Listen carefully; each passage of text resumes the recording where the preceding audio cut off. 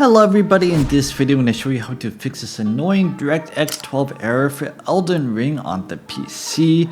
It's very easy to fix, so try not to skip any steps. Okay, if you have it installed on Steam, there are a couple of different steps you can do.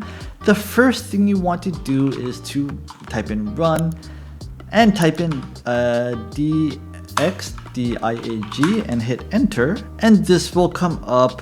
From here, you can check what version of DirectX you are running. I am running DirectX 12, that is amazing, but if you are not, I'll put a URL in the video description below, but from here you can download the newest version of DirectX.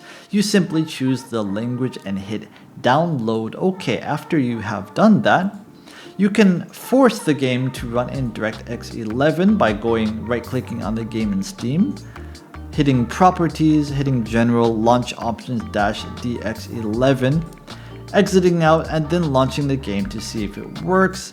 If that still isn't working, there is one last thing that you can try. You can type in cmd for a command prompt. You can right click on it, hit run as administrator, hit yes, and from here you type in sfc/scan, now no space required, and hit enter. What this will do, this will go through all of the system files on Windows to check for any corrupted files. If it finds a corrupted file, it will automatically replace it. This is very handy.